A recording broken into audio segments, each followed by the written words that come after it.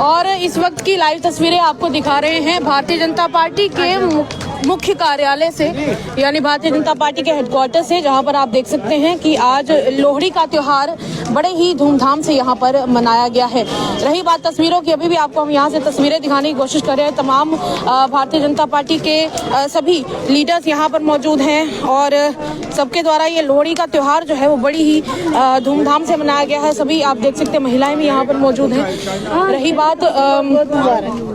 बात भारतीय जनता पार्टी की, तो भारतीय जनता पार्टी के द्वारा ये बहुत ही खास तौर पर ये त्योहार मनाया गया है। सच शर्मा जी यहाँ पर मेरे साथ मौजूद हैं। सच शर्मा जी, सबसे पहले तो नमस्कार, आपको लोहड़ी की बहुत बहुत शुभकामनाएं हो। जनता से क्या कहना चाहेंगे आज? मैं जम्मू कश्मीर और ख़ास तौर पर पूरे भारतवासियों को आज के इस त्यौहार की ढेर सारी शुभकामनाएं देता हूं, ढेर सारी बधाई देता हूं। जी जी। ये त्यौहार जो है हम सब के लिए खुशियों का प्रतीक है जी। हम सब के अंदर एक नई शक्ति का संचय करता है। सूरज का उत्तरायण होना, सर्दी के बाद गर्मी का आना, आप देख रहे हैं कि धूप खिली हुई है, ये अपने आप में बताता है कि नेचर ने अपना मन बना लिया है कि इसके बाद जो मौसम है वो खुलेगा। और आज उसी मौसम खुले हुआ का प्रतीक है कि हम लोग यहाँ पर लोहड़ी भी एंजॉय कर रहे हैं, लोहड़ी को मना भी रहे हैं। और मेरी यहाँ से प्रार्थना भी है आपके माध्यम से कि जो कुछ संस्कृति की पहचान, जैसे छज्जे हम लोग बनाते थे लोहड़ी मांगने का, क्योंकि ये हमारी एक सेटअप था जो उस वक्त बना हुआ था जिन दिनों में त्योहार बड़े कम होते थे लेकिन त्योहारों को बड़ी धूमधाम से मनाया जाता था। उन त्योहारों को हम लोगों को उसी धूमधाम से मनाना चाहिए। मैंने सभी अपने कार्यकर्ताओं को भी यही प्रार्थना की है कि हम सब मिलकर अपनी पुरानी रवायतों को जिंदा रखें, अपनी पुरानी संस्कृति को जिंदा रखें और एक अच्छे वातावरण में हम लोग त्योहारों को मनाएं, सात्विक तरीके से, irrespective of the caste, creed, religion. अब देखिए, सिख भी हैं, मुस्लिम भी हैं, यहाँ पर बौद्ध भी मेरे साथ हैं, जैन भी मेरे साथ हैं।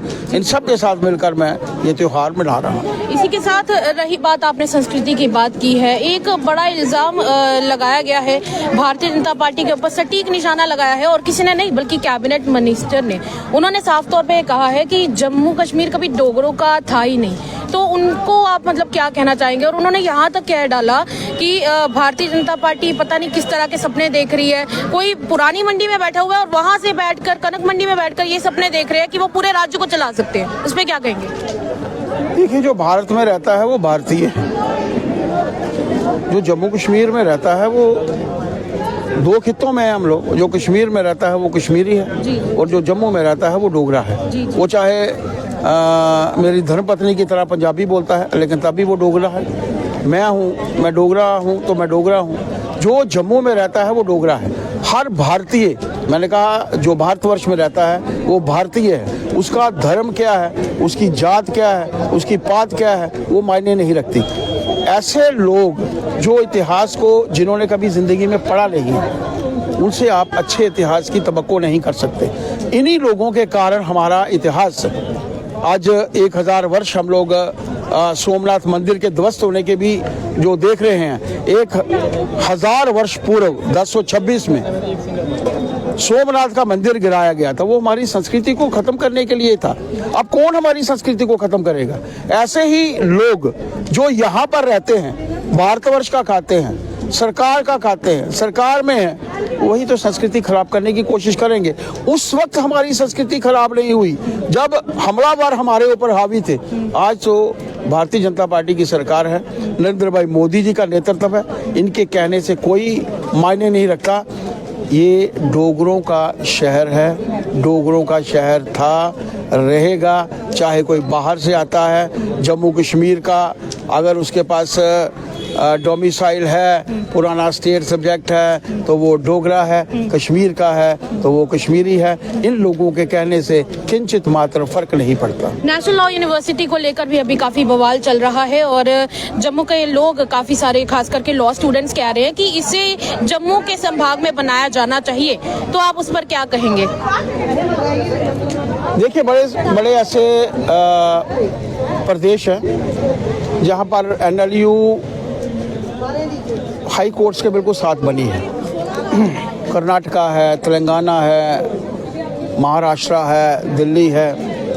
और ऐसे समय में हम लोग तवक्को रख सकते हैं। यहाँ पर 2 हाई कोर्ट्स हैं, जम्मू की भी हाई कोर्ट है, कश्मीर की भी हाई कोर्ट है, अलग नहीं सही लेकिन वहाँ भी बेंचेस लगते हैं, यहाँ भी बेंचेस लगते हैं। मेरा मानना है कि यहाँ के लिए भी प्रयास उनको करने चाहिए थे। महाराष्ट्र में अगर एक से ज़्यादा हैं तो जम्मू कश्मीर में भी एक से ज़्यादा हो सकती हैं। सरकार यहाँ की प्रयास करे, केंद्र में हम लोग भी प्रयास करेंगे, केंद्र के माध्यम से जो कुछ उचित होगा हो सकता है हम लोग करेंगे। मतलब बतौर सांसद आप बात रखेंगे आगे? मैंने पहले भी रखी थी, अब बदकिस्मती हमारी मेरी कि उस दिन संसद नहीं चली, अदरवाइज मेरा 0 आवर में NLU को लेकर पूरा 3 मिनट की स्पीच थी। अब मेरी बदकिस्मती समझिए कि मैं NLU के बारे में रख नहीं सका विषय, क्योंकि उस दिन संसद नहीं चली। लेकिन इस बार मैंने कोशिश की है और हम लोग चाहते भी हैं। देखिए, हर खित्ते का एक सा विकास हो। अब हमारे पास 3 थे, पहले अब 2 हैं। एक का अपना विकास होगा, वो अपने लेवल पे, पर वहाँ पर LG माननीय कविंदर गुप्ता जी हैं, वो सक्षम हैं, वो काम कर रहे हैं। यहाँ मुख्यमंत्री जी को चाहिए इस यूनिट को एक आंख से देखें। अब मैं ये नहीं कहता एक आंख बंद करके देखें, एक आंख का मतलब है कि दोनों का खित्तों का एक सा विकास हो। और एक सा विकास होने के लिए यही एक प्राथमिकता है कि जो हक हमें जम्मू को देना है वही हम लोगों को कश्मीर को देना है, जो कश्मीर को देना है वो जम्मू को देना है। ये जम्मू कश्मीर की सरकार है, ना कश्मीर की सरकार है, ना जम्मू की सरकार। बहुत बहुत शुक्रिया बातचीत करने के लिए। ये थे मेरे साथ राज्यसभा सांसद हमारे साथ राज्यसभा सांसद सच शर्मा जी मौजूद थे और भारतीय जनता पार्टी के प्रदेश अध्यक्ष भी। हालांकि इनका बयान हमने आपके साथ साझा किया है। आप लोग बताइएगा कि आप इस सबको लेकर क्या सोचते हैं। क्या नेशनल लॉ यूनिवर्सिटी के बारे में जो इन्होंने बयान दिया है कि अगर कश्मीर में बनने की बात हो रही है तो जम्मू में भी बननी चाहिए, तो क्या आपको लगता है आप इस बात से वाबस्ता रखते हैं? जरूर हमारे साथ अपनी राय साझा कीजिएगा। पर तब तक के लिए फिलहाल इतना ही। खबर को ज्यादा से ज्यादा शेयर कीजिएगा और ऐसी खबरों के लिए द न्यूज़ के पेज को लाइक और फॉलो करें।